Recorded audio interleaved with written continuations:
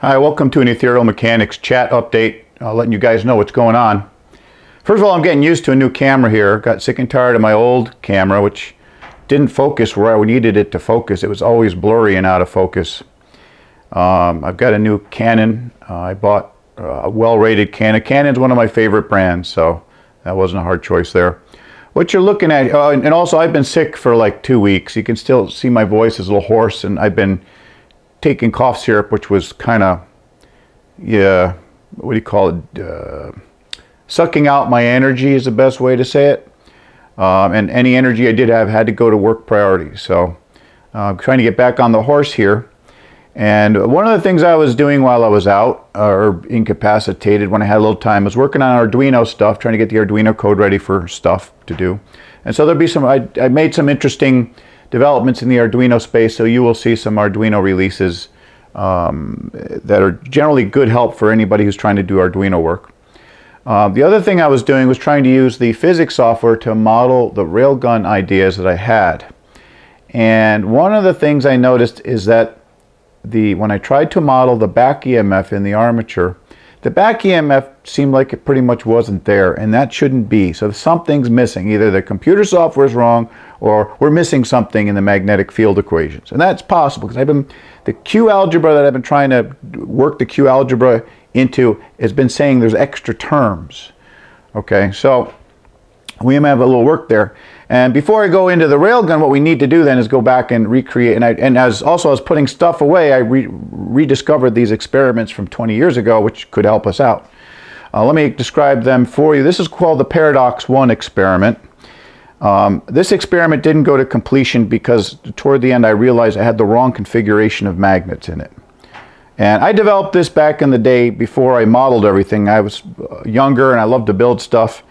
And so I designed this hoping I would get a result, but in testing I realized that I wasn't getting an output from this at all, even though I should have gotten an output. And then I did some analysis at that time and realized the magnet configuration, which is a long, thin bunch of magnets stacked together, is not the optimal configuration for this. And back then, we didn't really have access to neodymium magnets. So this experiment's going to be redone. We're going to use the physics software to develop a proper configuration for the size, the speed, the magnet type, and all that stuff, so we can get this experiment to work.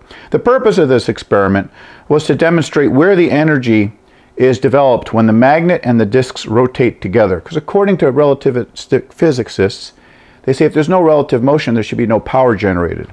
But there is power generated, and their answer is it's in the closing path, which would be these little brushes back here. Okay, Ethereal Mechanics, new electromagnetism says no, if something isn't moving, it does not generate power. And what the purpose of this to do is to have two disks in parallel, and you see these little jumpers here. You can probably see how good this camera just focuses without me having to do any work. The idea being that if I double the number of disks in parallel, that should double the current if the power is generated in the disks. And if we keep the closing path the same, then if we double the number of power generated, then that means the energy is being developed by the disks that are rotating with the magnets. Okay, so I need to rebuild this now with neodymium magnets, which are a lot more powerful than these, and I've already ordered the magnet for it. But this needs to be rebuilt from scratch because the neodymium magnet I could find only has a 1/4 inch shaft, and so I have to build a new shaft altogether for this. And the other issue I did with this is I might as well just buy a regular standard motor and driver. I ended up building my own, which worked pretty good, but I'm going to buy an off-the-shelf one because then if other people want to recreate this experiment, they can just use an off-the-shelf motor controller. So I'm going to try to build this with as many off-the-shelf components as I can. The reason why I did this is because when I was much younger, I had a lot less money, and there really wasn't, Amazon or those places weren't really a big deal. And you really couldn't get a lot of specialized stuff like you can get today. You can get all kinds of Arduino controlled motor controllers today that just weren't available when I built this. So you're kind of at the mercy of having to develop your own stuff. So I'm going to try to use as much Arduino stuff as I can for this. This is the Paradox 2. This experiment was a success. Let me give you a brief overview of this. This experiment pretty much proves that Faraday's law is wrong. The reason why it does that is because it generates power in spite of the fact that the number of flux lines contained in the conductive loops never changes. And Faraday's law says you can only develop electric power when the current inside a closed loop, or not the current, the magnetic field quantity inside a loop changes. If I said current before, I meant magnetic field. And the way this works is these two magnets, one is south side up, the other one is north side up, and they spin. And it's hard to see with the, I use a graphite grease as a lubricant. There's a copper ring that goes around the outside, and the magnets spin in the outside copper ring, this armature here. And across each magnet, there is a brush that contacts the copper ring. So what happens is they generate electric power. And here's how the closed loop goes. You've got one brush starts from here, contacts the center armature, or the axis, shaft, what do you want to call it. That's connected to the first brush, which contacts the outer ring. The other brush picks up the current and then puts it down through the bottom, which goes to the, what do you call it, the bearing on the other side, which is pulled out by the green wire over here to go to the measuring device.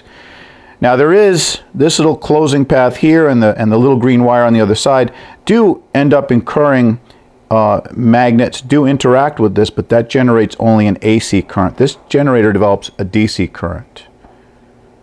Okay, so this, now there is a way to explain this, and what we're going to do with this, first of all, we're going to bring it back because it hasn't been put on the YouTube site. I just realized that. It's been on my regular website.